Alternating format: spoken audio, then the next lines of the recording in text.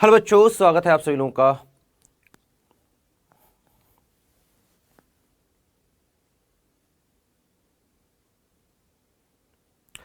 Hello बच्चों, बहुत बहुत स्वागत है आप सभी का। मैं विपिन सिंह आपके सामने। पहली क्लास है, पहला दिन है, नया चैनल है, आप लोगों के लिए स्पेशल बनाया गया है, तो स्पेशल चीज़ें ही हम पढ़ने वाले हैं। इस लेक्चर में हम जानने वाले हैं वैद्युत आवेश तथा क्षेत्र जो अध्याय है आपका, उसका एक छोटा सा पोर्शन, छोटा सा टॉपिक, जिसका नाम है वैद्युत फ्लक्स तथा गॉस का नियम। मैं इस टॉपिक को क्यों पढ़ा रहा हूं इस पर तो आऊंगा ही। ये टॉपिक कितने नंबर का आता है एग्जाम में ये भी बताऊंगा, लेकिन उससे पहले थोड़ा सा और बात करते हैं और एक छोटी सी चीज़ और बताते हैं आपको। जो ये क्लासेस स्टार्ट हो रही हैं, जो क्लासेस हम लेके आ रहे हैं आपके लिए स्पेशल, एक स्पेशल क्लास ले आ रहे हैं, खास करके जो यूपी बोर्ड के बच्चे उनके लिए स्पेशल जो क्लासेस ला रहे हैं, उसमें आपको एक चीज़ का बहुत ध्यान रखना है, और ध्यान रखना है रेगुलरिटी का। रेगुलर क्लास अटेंड करना है जो भी क्लासेस हो रही हैं। अगर पीछे की कोई क्लास आपकी छूट जाती है तो उसको ज़रूर से ज़रूर देख लें, है ना। और अपने जो भी दोस्त यार हैं उनको भी बताएं, ठीक है। जो पढ़ रहे हैं बच्चे, खास करके जो 11th से 12th में आ रहे हैं, उनको ज़रूर से ज़रूर बताएं, ताकि वो भी जो है क्लास में जुड़ सके और अपनी पढ़ाई अच्छे ढंग से हमारे साथ कर सके, ठीक है। और यकीन मानिए, आपको अगर ये टॉपिक या कोई भी टॉपिक भौतिक विज्ञान के या पूरी भौतिक विज्ञान की बात करूं, अगर आज तक आपको समझ में नहीं आई है या कभी नहीं आती थी, आज के बाद या हमारी क्लासेस देखने के बाद आपको ये जो है भ्रम, आपका ये जो भ्रम है, या आपको ये कहना ही नहीं पड़ेगा कि भौतिक विज्ञान कठिन है, या भौतिक विज्ञान के न्यूमेरिकल नहीं सॉल्व होते, या भौतिक विज्ञान आती नहीं।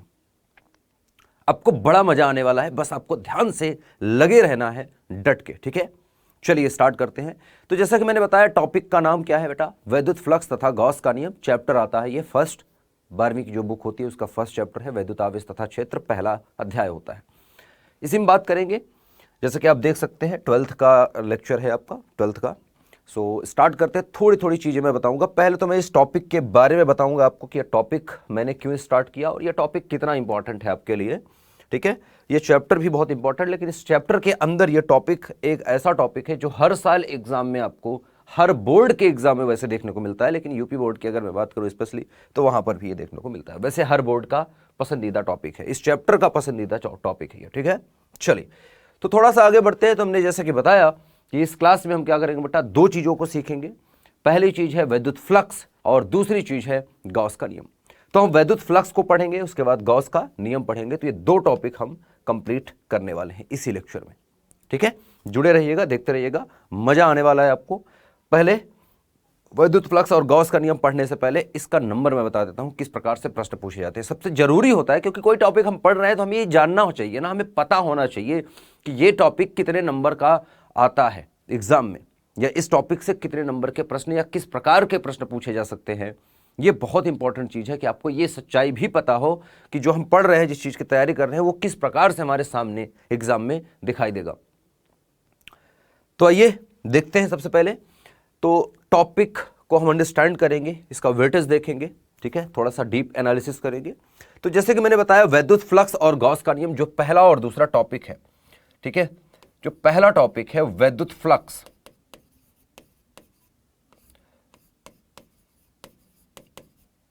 वैद्युत फ्लक्स, वैद्युत फ्लक्स को इलेक्ट्रिक फ्लक्स भी बोलते हैं, ठीक है। वैद्युत फ्लक्स जो है ये कितने नंबर का आ सकता है या किस प्रकार से पूछा जा सकता है? तो बेटा ये 1 नंबर में भी पूछा जा सकता है, ठीक है। मैं क्वेश्चन की बात कर रहा हूं, ठीक है, कि ये 1 नंबर का भी प्रश्न पूछा जा सकता है आपके बोर्ड में। अगर मैं पॉसिबिलिटी बताऊं कि किस प्रकार कितने नंबर के प्रश्न पूछे जाते हैं, तो 1 नंबर का प्रश्न पूछा जा सकता है इस पर, ठीक है। इस पर 2 नंबर के, 1 नंबर में पूछे जाएगा तो कहेगा कि वैद्युत फ्लक्स क्या है, ठीक है। अगर 2 नंबर का पूछा जाएगा तो कहेगा वैद्युत फ्लक्स से आप क्या समझते हैं, ठीक है। किसी बंद पृष्ठ से अभिलंबवत गुजरने वाले विद्युत क्षेत्र रेखाओं का मान बताइए, या फ्लक्स का मान बताइए, कुछ इस प्रकार से पूछा जा सकता है। तो 2 मतलब आपका फॉर्मूला भी अगर पूछ लिया गया इसका, तो यहां पर 2 नंबर का यह प्रश्न बन जाएगा, ठीक है। 1 नंबर का या 2 नंबर का। अगर डायरेक्ट सिर्फ फ्लक्स की बात करेगा तो इससे ज्यादा नंबर का नहीं। बहुविकल्पीय प्रश्न में भी 1 नंबर का पूछा जा सकता है, या एक वाक्य में जो आंसर आता है उसमें भी आपसे पूछा जा सकता है। इसके बाद जब बात करते हैं दूसरे टॉपिक की, दूसरा टॉपिक है बेटा हमारा गॉस का नियम। अच्छा, इसको गॉस का नियम भी बोल रहे हैं हम, कई जगह पर इसको गॉस प्रमेय भी बोलते हैं। गॉस नियम या गॉस प्रमेय एक ही बात है, ठीक है, कोई अलग नहीं है। हालांकि प्रमेय और नियम का शाब्दिक अर्थ अलग अलग होता है, बट दोनों को आप सेम मान के चलते हैं यहाँ पर, ठीक है, क्योंकि यहाँ पर ऐसी ही कुछ कंडीशंस हैं कि नियम भी आप बोलते हैं कई जगह पर कई बुक में नियम लिखा होता है, कई जगह पर प्रमेय लिखा होता है। उससे आपको फर्क नहीं पड़ना चाहिए, आपको बस ये जानना है कि गॉस का नियम या गॉस का प्रमेय है क्या और कितने नंबर का प्रश्न आता है। तो 1 नंबर में भी पूछा जा सकता है बहुविकल्पी। 1 नंबर में कैसे पूछा जाएगा? 1 नंबर में पूछा जाएगा कि कोई दे दिया, कोई आकृति दे दी, ठीक है, कोई बंद पृष्ठ दे दिया। जैसे कि बात करूं मैं, एक गोला दे दिया, कह दिया कि गोले के अंदर, एक खोखले गोले के अंदर एक आवेश रखा है Q, तो कहेगा कि गोले से निकलने वाले फ्लक्स को बताइए। गोले से निकलने वाले कुल फ्लक्स की संख्या होगी या कुल फ्लक्स का मान होगा। आपको 4 ऑप्शन दे देगा, मतलब 1 नंबर का क्वेश्चन बन गया। या कहेगा गॉस नियम के अनुसार किसी बंद पृष्ठ से गुजरने वाला फ्लक्स होता है, आपको लिखा होगा वहां पर फाई बराबर Q बटा एप्सिलॉन नॉट, फाई बराबर Q एप्सिलॉन नॉट, फाई बराबर एप्सिलॉन नॉट बटा Q, फाई बराबर 2Q बाई एप्सिलॉन नॉट, कुछ भी दे सकता है इस प्रकार से ऑप्शन। तो आपको 1 नंबर के प्रश्न इस तरह से पूछे जाएंगे। फिर इसका डायरेक्ट 2 नंबर का तो नहीं, लेकिन डायरेक्ट फिर आ जाएगा बेटा, जैसे 1 नंबर में ये भी पूछ लेगा गॉस प्रमेय से आप क्या समझते हैं, तो बस आपको एक लाइन में नियम लिखना है, एक ही लाइन है क्योंकि एक लाइन में नियम लिखना है, उसका सूत्र लिख देना है, 1 नंबर का ही रहेगा ये भी। अच्छा, इसके बाद 2 से नहीं 3 नंबर या 4 नंबर के प्रश्न बन सकते हैं। 3 या 4 नंबर का प्रश्न पूछा जा सकता है, वो डिपेंड करता है कि कितना बड़ा किस प्रकार से पूछ रहा है। 3 या 4 नंबर का प्रश्न भी इस टॉपिक से बन सकता है, और वो कैसे बन सकता है? डेरिवेशन पूछ लेगा कि गॉस प्रमेय को सिद्ध करिए, ठीक है, किसी बंद पृष्ठ से गुजरने वाला फ्लक्स Q बटा एप्सिलॉन नॉट होता है, सिद्ध करिए। तो आपको यह सिद्ध करना पड़ेगा। तो 3 से 4 नंबर का यह प्रश्न अपने आप में बन गया। तो इस प्रकार से आप देख सकते हैं कि ये जो प्रश्न है या ये जो टॉपिक है, इन पर जो बनने वाले प्रश्न है वो किस प्रकार से बन सकते हैं, ठीक है। आइए थोड़ा सा और चलते हैं आगे और डीप में इसको पढ़ते हैं। तो पढ़ना स्टार्ट करते हैं। सबसे पहले वैद्युत फ्लक्स को पढ़ते हैं, ठीक है। सबसे पहले हम क्या पढ़ेंगे बेटा? वैद्युत फ्लक्स को। वैद्युत फ्लक्स क्या है? तो वैद्युत फ्लक्स से पहले इस चैप्टर में हम विद्युत बल रेखाओं को या विद्युत क्षेत्र रेखाओं को हम पढ़ा करते हैं, ठीक है। वैद्युत फ्लक्स से पहले बेटा हम वैद्युत बल रेखाओं या वैद्युत क्षेत्र रेखाओं को हम पढ़ते हैं। तो सिंपल सी बात कहता है, वैद्युत फ्लक्स की परिभाषा अगर मैं लिखूं तो परिभाषा के अनुसार, परिभाषा में लिखने वाला हूं,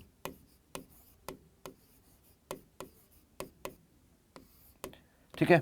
अगर मैं परिभाषा की बात करूं तो परिभाषा क्या है बेटा? वैद्युत फ्लक्स की परिभाषा होती है किसी पृष्ठ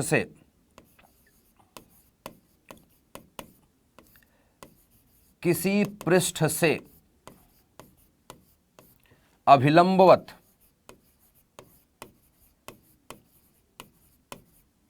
पहले मैं लिख देता हूं, फिर इसके बाद मैं आपको समझाता हूं कि अभिलंबवत का मतलब क्या है। किसी पृष्ठ से अभिलंबवत गुजरने वाली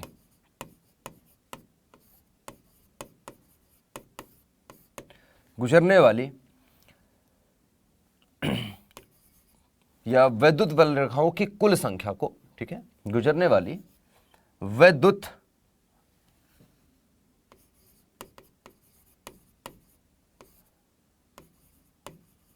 बल रेखाओं की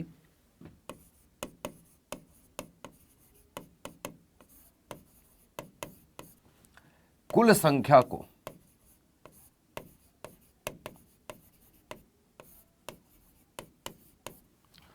उस पृष्ठ से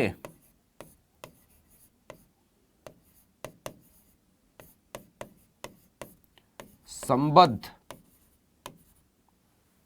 उस पृष्ठ से संबद्ध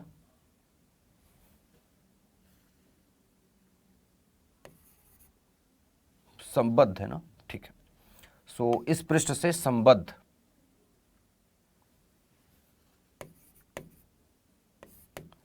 ठीक है, वैद्युत फ्लक्स कहते हैं।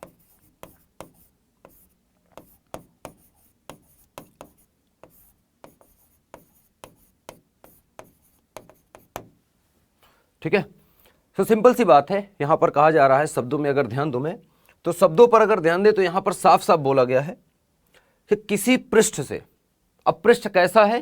कोई भी हो सकता है, कि किसी पृष्ठ लिखा है, से अभिलंबवत, यहां पर जो इंपॉर्टेंट शब्द है वो है अभिलंबवत, ठीक है, अभिलंबवत गुजरने वाली, पास होने वाली वैद्युत बल रेखा। यहां पर एक शब्द लिखा है वैद्युत बल रेखा, या वैद्युत बल रेखाओं को हम कहते हैं वैद्युत क्षेत्र रेखाएं भी। जो वैद्युत क्षेत्र आप पढ़ते हैं तो वैद्युत क्षेत्र रेखा, ठीक है, वैद्युत बल रेखा या वैद्युत क्षेत्र रेखा की कुल संख्या, यहां पर लिखा है कुल संख्या, कुल संख्या को वैद्युत पृष्ठ से संबद्ध, को उस पृष्ठ से संबद्ध वैद्युत फ्लक्स कहते हैं। जिस पृष्ठ से गुजर रही है उस पृष्ठ से निकलने वाला फ्लक्स कितना होगा हम बोल देंगे।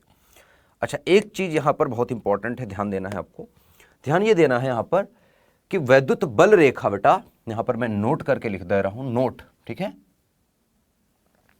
ये नोट कर लीजिएगा।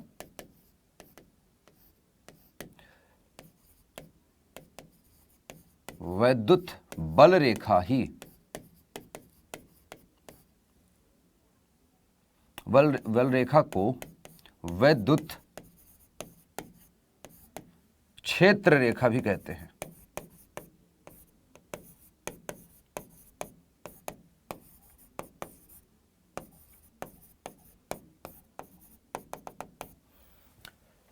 ठीक है, नोट ये आप याद रखें, वैद्युत बल रेखा को वैद्युत क्षेत्र रेखा भी कहते हैं। ये आपको नोट रखना है, याद रखना है, ठीक है। इसलिए ये लाइन लगा के अलग है, यहाँ पर नोट वाली चीज़ें लिखी जाएंगी और नीचे आपको क्या लिखा है आप पढ़ते रहें और इसको जो लिखा है इसका पालन करते रहें एक अच्छे बच्चे की तरह, एक अच्छे स्टूडेंट की तरह, ठीक है, ताकि थोड़ा हमें भी मजा आता रहे, ठीक है।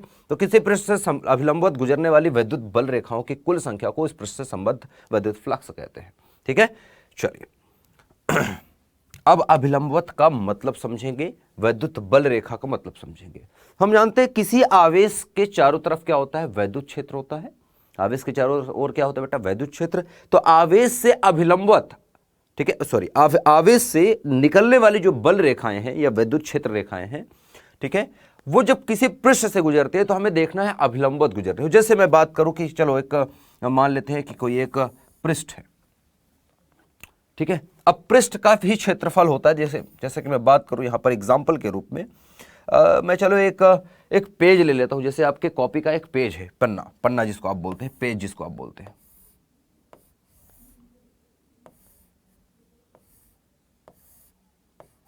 ये कॉपी का एक पेज दिख रहा है आपको, ये एक पेज है, ठीक है, आयताकार है, लंबाई है और चौड़ाई है, ठीक है, मोटाई नहीं है, लंबाई और चौड़ाई है, इस प्रकार से रखा गया है। तो इसका सबसे इंपॉर्टेंट चीज समझना है कि इसका कुछ ना कुछ क्षेत्रफल होगा। क्षेत्रफल को आप, अच्छा, क्षेत्रफल को दो तरीके से हम बोलते हैं, एक होता है पृष्ठीय क्षेत्रफल, एक होता है क्षेत्रफल, ठीक है। तो हम पृष्ठीय क्षेत्रफल को ही क्षेत्रफल मानेंगे। यहाँ पर पृष्ठीय क्षेत्रफल से ही हमें मतलब है, लेना देना है। पृष्ठ मतलब जो सतह का क्षेत्रफल है, जो हमें सामने क्षेत्रफल दिख रहा है पेज का, इसी के क्षेत्रफल से मतलब है। तो पृष्ठ है ना, पृष्ठ मतलब सतह, सतह का क्षेत्रफल, पृष्ठ का क्षेत्रफल या सिर्फ क्षेत्रफल कई बार लिख दिया जाता है। अच्छा, ये हो गया। अब इसका क्षेत्रफल, अगर पेज को मैं ऐसे रखा हूं, जैसे पेज को रखा हूं, तो पेज का देखो, पेज के दो तरफ हो जाते हैं, एक सामने वाला और एक पीछे वाला। एक पीछे वाला हिस्सा भी होगा ना, अगर आप पेज है तो पेज के दो तरफ होगा। जैसे मेरे हाथ है तो हाथ के दो तरफ हो गए ना, एक सामने वाला और एक पीछे वाला। तो इस तरह से एक पेज अगर होगा तो एक पेज का सामने वाला हिस्सा भी है, पीछे वाला हिस्सा भी है। सामने वाला हिस्सा किधर की तरफ मुंह किया है, इधर की तरफ, पीछे वाला किधर की तरफ है, अंदर की तरफ।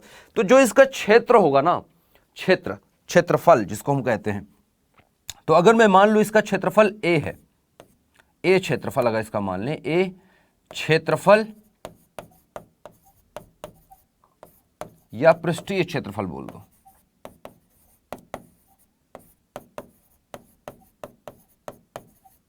एक ही बात है। अगर मैं मान लूं कि इसका क्षेत्रफल ए है या पृष्ठीय क्षेत्रफल ए है, तो इसकी दिशा किधर होगी बेटा, इसकी दिशा किधर होगी। अगर मैं सामने की तरफ देख रहा हूं तो इसका पृष्ठीय क्षेत्रफल की दिशा दिखाने के लिए हम क्या करते हैं, अब दिशा क्योंकि सामने की तरफ दिखाएंगे कैसे, तो जैसे बोर्ड पर मैं क्या कर दूं, ये पेन को उल्टा रख दूं, नोक आगे की तरफ, तो नोक की जो दिशा है ये क्षेत्रफल की दिशा बताएगी, क्षेत्र की दिशा बताएगी। जैसे आपके पास कॉपी है ना, कॉपी पर अपने पेन को खड़ा कर दीजिए, तो आपकी कॉपी पर जो पेन आपका खड़ा है ऊपर की तरफ, जो नोक है पेन की, वो क्षेत्र बता रही है उस कॉपी का क्षेत्रफल का, कॉपी का जो क्षेत्रफल है उसकी क्षेत्रफल की जो दिशा है वो ऊपर की तरफ है ना, ऐसा है। तो इसकी दिशा किधर है बेटा, बाहर की तरफ। इसकी दिशा क्या है, बाहर की तरफ। अब जैसे इसको मैं मोड़ दूं, ठीक है, इसकी दिशा भी क्या थी, बाहर की तरफ थी, तो इसको मैं थोड़ा सा ऐसा करके, ठीक है, और बाहर की तरफ दिखा नहीं सकता, लेकिन मैं लिख सकता हूं इसको डैश डैश करके, यहां से ऐसे ऐसे dash dash dash dash dash dash dash dash करके मैं लिख देता हूं बाहर की तरफ, या इसको नीचे की तरफ ऐसे दिख रहा है, थोड़ा सा ऐसा कर लेते हैं, इसको थोड़ा सा ऐसा दिखाने के लिए कि मैं बाहर की तरफ दिखाऊं, तो ये इसको ऐसे मान लेते हैं बाहर की ओर, क्योंकि बोर्ड के बाहर तो लाइन नहीं आ सकती ना, बाहर की ओर। अब इसी पेज को मैं थोड़ा सा मोड़ने वाला हूं, जैसे घुमा दूं मैं इस पेज को, ऐसा सीधा है ना, इसको मैं घुमा दूं ऐसे, इतना घुमा दूं, तो घुमा दूंगा तो पेज किधर की तरफ मुड़ जाएगा, इधर की तरफ। जैसे इस पेज को मैं घुमा दूं इस तरह, ये पेज है, इसको मैं घुमाने वाला हूं, तो घुमाऊंगा तो कैसे दिखेगा बेटा, देखिएगा, इसको मैं ऐसे घुमा दूंगा तो दिखेगा कैसे, देखिए,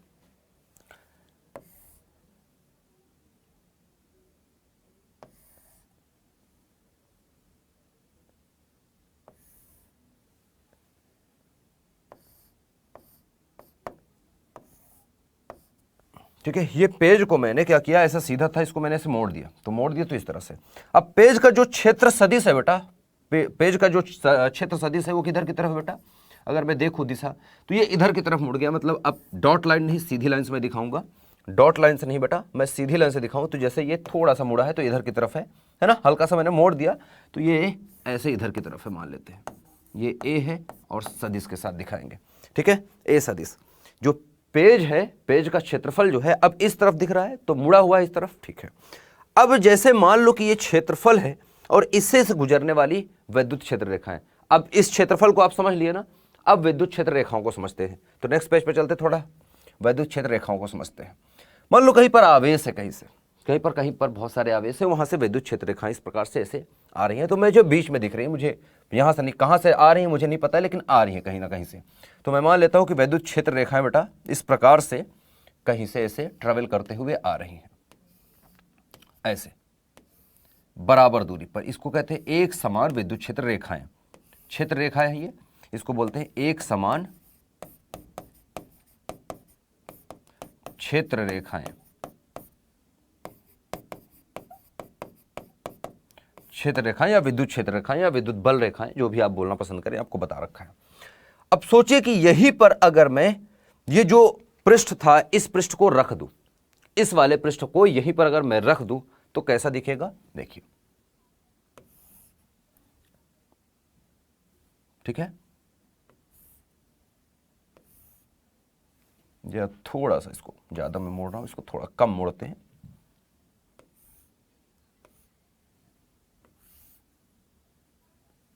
ओके।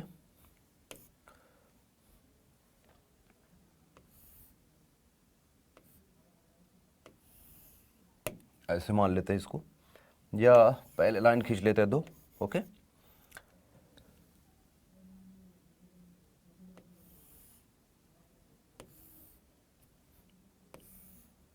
ऐसा कुछ मान लेते हैं, ये पेज है, इधर की तरफ मुड़ गया।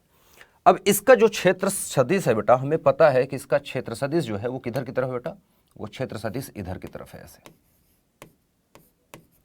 अब विद्युत बल रेखाएं जो होती हैं, विद्युत बल रेखाओं को हम निरूपित करते हैं ई से, और ये भी होती है क्षेत्र सदिश, ये होता है इसका सदिश होता है, ये सदिश रेखाएं होती हैं, विद्युत क्षेत्र रेखाएं, क्योंकि दिशा है ना, एक दिशा में चल रही है।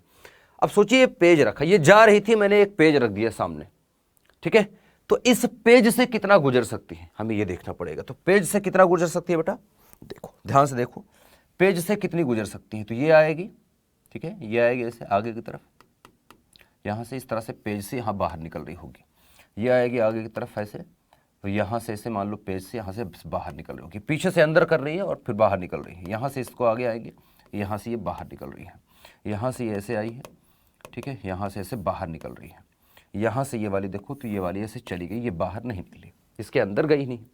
तो जो अंदर गई है वो कितनी है बेटा, 1 2 3 4, 4 रेखाएं, जैसे मैंने एग्जाम्पल के रूप में लिया है, 4 रेखाएं अंदर से गुजर रही हैं।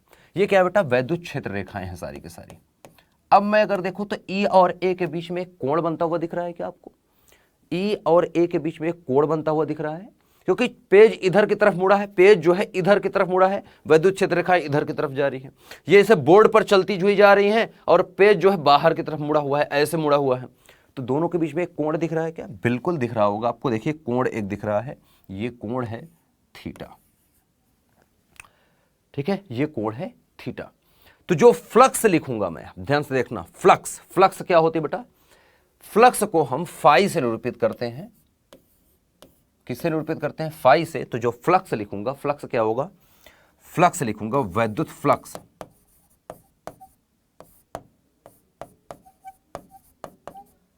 विद्युत फ्लक्स परिभाषा के अनुसार क्या है, अभिलंबवत गुजरने वाली है। क्योंकि दोनों के बीच में कोण है तो 90 डिग्री कोण, देखो ये हो जाएगा आधार, ये हो जाएगा कर्ण, लंब कहाँ है, लंब ये हो जाएगा। तो अभिलंबवत अगर हम लेंगे तो क्या आएगा, ए का क्षेत्र सदिश लेंगे, ए से गुजरने वाली एक पृष्ठ से अभिलंबवत 90 डिग्री कोण बना के निकलने वाली वैद्युत बल रेखाओं को ही गिनेंगे। तो वैद्युत फ्लक्स अगर मैं मान लूं कि कुल निकल रहा है फाई, तो मैं लिखूंगा फाई बराबर, ठीक है, वैद्युत फ्लक्स फाई बराबर आ जाएगा बेटा वैद्युत क्षेत्र ई और डॉट आ जाता है वैद्युत क्षेत्र जो सदिश है वो जहां से गुजर रहा है, जिस क्षेत्रफल से गुजर रहा है उसका क्षेत्र सदिश। तो ई डॉट ए, दोनों के बीच में कोण है जो कि बराबर लिखा जाता है ई ए कॉस थीटा के। क्या लिखा जाता है बेटा, ई ए कॉस थीटा के। अब ई ए कॉस थीटा लिखा गया है, कॉस थीटा क्यों आया बेटा, क्योंकि हम अभिलंबवत ले रहे थे। तो ई कॉस थीटा जो है या ए कॉस थीटा की हम बात करें, ए इधर की तरफ है तो ए के दो घटक हमने बना लिए बेटा, हमने ए के दो घटक बना लिए। ए का पहला घटक जो बनाया हमने, ध्यान से देखना, ए इधर की तरफ है तो ए के दो घटक बने, ए का एक घटक बना, क्योंकि ए इस तरफ है तो ए का एक घटक बनेगा इधर की तरफ, एक घटक बनेगा ई की दिशा में। तो एक घटक बना ए कॉस थीटा और एक घटक बना है ए साइन थीटा। ये क्या बना है बेटा, ए साइन थीटा। तो ए साइन थीटा से हमें मतलब नहीं होगा क्योंकि हमें अभिलंबवत लेना है। तो अभिलंबवत गुजरने वाला ए कॉस थीटा ई की डायरेक्शन के साथ जो आ रहा है तो ए ई ए कॉस थीटा हो गया, ठीक है। ए क्या है, क्षेत्रफल है, ई क्या है, विद्युत क्षेत्र रेखाएं है, कॉस थीटा कोण है, ठीक है, दोनों के बीच में बनने वाला कोण, ठीक है। तो इस प्रकार से आप लिखते हैं। यहां पर फ्लक्स आप फाई बराबर जो लिख रहे हैं यही इसका सूत्र है, फ्लक्स का सूत्र आ गया हमारे पास। और फ्लक्स का मात्रक अगर मैं बात करूं तो मात्रक, ई का मात्रक क्या होता है बेटा, मात्रक की बात करें तो मात्रक क्या होता है, ध्यान से देखिएगा, मात्रक फाई का अगर देखें, ठीक है, मात्रक, अच्छा फाई का क्या, फाई का ही निकालें तो मात्रक लिख लेते हैं एक बार में, ठीक है। तो मात्रक देखिए, ई का मात्रक होता है बेटा न्यूटन प्रति कूलाम और गुणे, ए का मात्रक होता है, क्षेत्रफल का मात्रक होता है मीटर स्क्वायर, मतलब इसका मात्रक आ गया है। इसके मात्रक की बात करें, यह है न्यूटन मीटर का वर्ग, न्यूटन मीटर का वर्ग, ठीक है, बटे कूलाम। या इसको आप लिख सकते हैं न्यूटन मीटर स्क्वायर प्रति कूलाम, या आप लिखते हैं न्यूटन मीटर स्क्वायर प्रति कूलाम को आप बटे सी लिखते हैं, या आप लिखते हैं न्यूटन मीटर स्क्वायर प्रति कूलाम। इस तरह सी को ऊपर ले जाएंगे तो सी की घात -1 हो जाता है। तो ये मात्रक हो गया, इसका मात्रक इस प्रकार से हम लिखते हैं।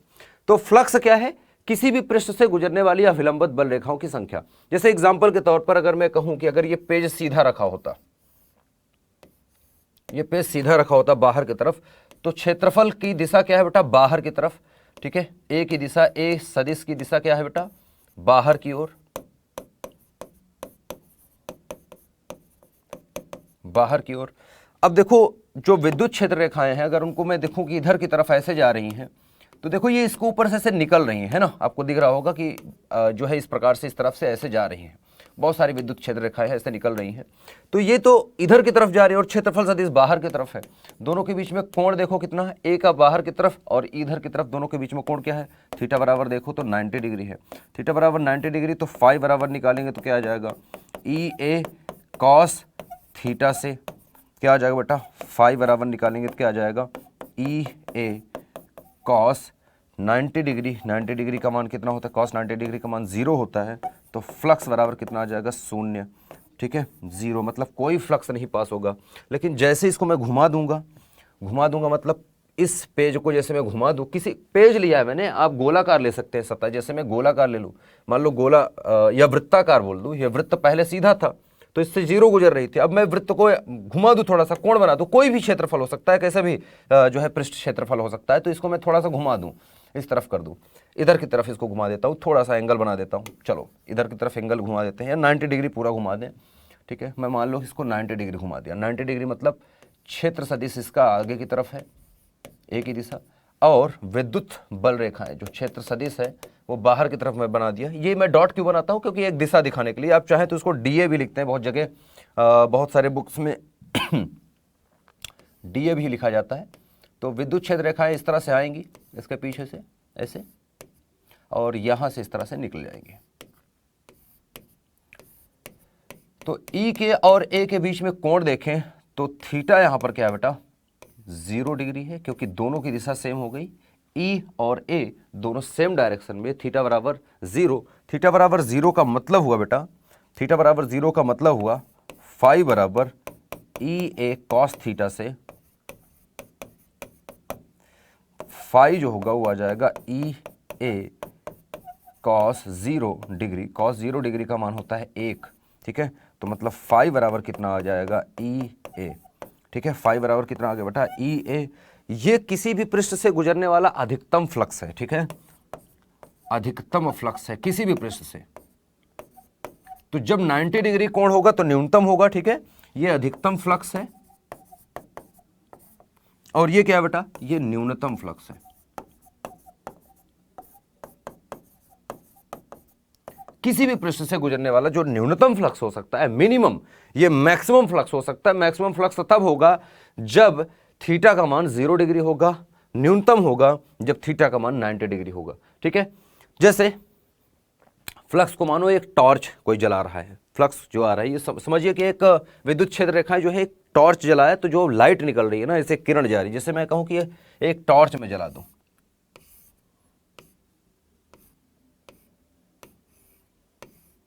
ये एक टॉर्च है, इस टॉर्च को मैं जला देता हूं, ठीक है। इस टॉर्च को मैं जलाऊंगा तो क्या होगा बेटा, टॉर्च को मैं जलाऊंगा तो विद्युत जो प्रकाश है, प्रकाश इस प्रकार से इससे निकलेगी और इस तरह से आगे बढ़ेगी, ऐसे बढ़ेगी। अब प्रकाश के रास्ते में अगर मैं अपना हाथ ला दूं, ठीक है, चलो मैं यहां लाता हूं या कोई चीज रख दूं, तो अगर मैं पूरा का पूरा प्रकाश को रोक पा रहा हूं, ऐसा कर दूंगा तो पूरा पूरा प्रकाश रुक जाएगा, है ना, मेरे हाथ पर टकरा जाएगा। तो मतलब पूरा का पूरा प्रकाश कैसे गिर रहा है, ऐसे सीधा गिर रहा है, मेरे हाथ पर 90 डिग्री कोण बनाता हुआ गिर रहा है, 90 डिग्री कोण, हाथ पर 90 डिग्री। लेकिन हाथ का जो क्षेत्रफल की दिशा है वो आगे की तरफ ही है, या तो इधर की तरफ या तो इधर की तरफ।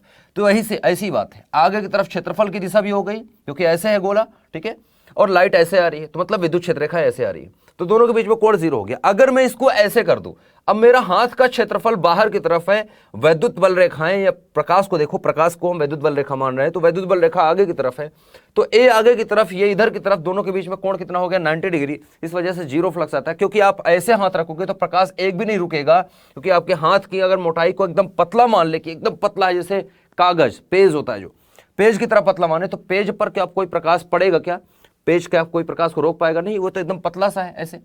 अगर उसको मैं धीरे धीरे मोड़ता जाऊं तो प्रकाश मुड़ता चला जाएगा, और सामने अगर दीवार होगी तो उस पर आप देखेंगे उस पर परछाई बनती चली जाएगी, और जब ऐसे कर देंगे तो पूरा प्रकाश रुक जाएगा, पूरा प्रकाश वहां पर ब्लैक दिखाई देगा, दीवार पर ब्लैक दिखाई देगा। लेकिन अगर मैं सामने की तरफ पेश किया हुआ हूं और प्रकाश ऐसे जा रहा है तो एक भी परछाई उधर नहीं दिखाई देगी, ठीक है, अगर एकदम अपने सीधा एकदम करेक्ट 90 डिग्री आपने रखा हुआ है तो, ठीक है। तो इस प्रकार से आप फ्लक्स को पढ़ते हैं। फ्लक्स को आप ऐसे समझिए कि प्रकाश की किरण जैसे जाती है वैसे ही, लेकिन ये वैद्युत क्षेत्र रेखाएं हैं, ठीक है, ठीक है। तो कितना क्षेत्रफल पर गिर रही हैं वही संख्या है, ठीक है। तो कुल मिला के विद्युत बल रेखाओं को गिनना होता है। साधारण शब्दों में, साधारण शब्दों में, साधारण शब्दों में अगर मैं कहूं, विद्युत क्षेत्र रेखाओं की गिनती, ठीक है, या अभिलंबत गुजरने वाली, अभिलंबत मतलब होता है बेटा 90 डिग्री का कोण बनाते हुए, ठीक है, अभिलंबत गुजरने वाली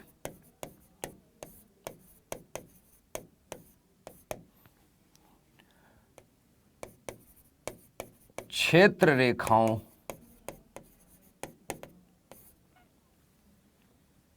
की संख्या, ठीक है, को ही फ्लक्स कहते हैं।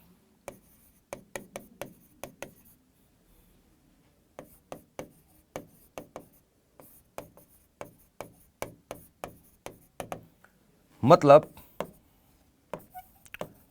बल रेखाओं, अच्छा बल रेखाओं या क्षेत्र रेखा बोल लो,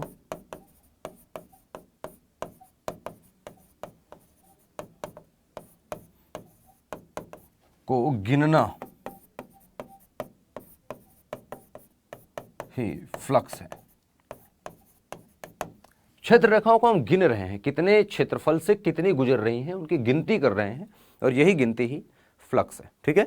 तो मैं इस लेक्चर में बहुत ज़्यादा नहीं पढ़ाना चाहता आपको, एक इंट्रोडक्शन टाइप का था कि एक क्लास स्टार्ट हो गई है और लोगों को, अपने दोस्तों को आप बताएं, ठीक है। और ज़्यादा से ज़्यादा बच्चों को आप बताएं, अपने दोस्त यारों को, जो आपके जो कलीग्स से जो आपके साथ पढ़ते हैं या जो आपके आस पड़ोस में रहते हैं, जिनको ज़रूरत है क्लासेस की, बिल्कुल फ्री क्लासेस चल रही है। हर चीज़ यहाँ पर आपको मिलेगी, हर तरीके से डिटेल में पढ़ाया जाएगा। मैं फिर से एक बार बता दूँ, खास करके उन बच्चों के लिए ये बहुत हेल्पफुल होने वाला है, क्योंकि हम स्टार्टिंग से पढ़ाने वाले हैं। पूरा एक तरफ से 12वीं की फिजिक्स स्टार्ट होगी और मैं खुद पढ़ाऊँगा, ठीक है।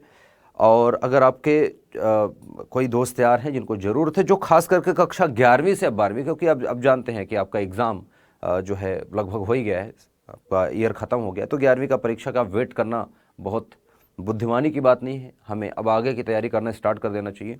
तो जो 11वीं से 12वीं में बच्चे आ रहे हैं, खास करके उनके लिए क्लास स्टार्ट हो रही हैं नए तरीके से, क्योंकि अभी से पढ़ना स्टार्ट करेंगे तभी जाके आपके पास काफ़ी टाइम रहता है। फिर लास्ट में बच्चे बहुत परेशान होते हैं, रिवीजन नहीं कर पा रहे, सर रिवीजन करवा दो, वन शॉट रिवीजन करवा दो, बहुत सारे उनके प्रॉब्लम्स होते हैं। तो वो प्रॉब्लम्स ना आए आपको, इसलिए हम पहले से ही आपको तैयार रखेंगे। और 11वीं की एग्ज़ाम के लिए ठीक है, लेकिन अभी 12वीं की तैयारी आपको स्टार्ट कर देनी चाहिए।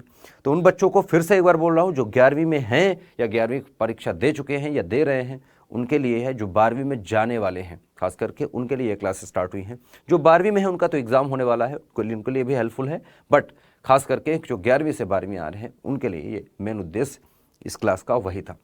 तो अभी तो मैं जो पढ़ाया हूँ, हो सकता है कि जो 11वीं का बच्चा देखेगा उसको बहुत अच्छा समझ में नहीं आएगा, क्योंकि अभी उसने बेसिक्स जो है उसके क्लियर नहीं हुए हैं। आवेश क्या है, वैद्युत क्षेत्र क्या है, ये सब समझ में नहीं आया होगा।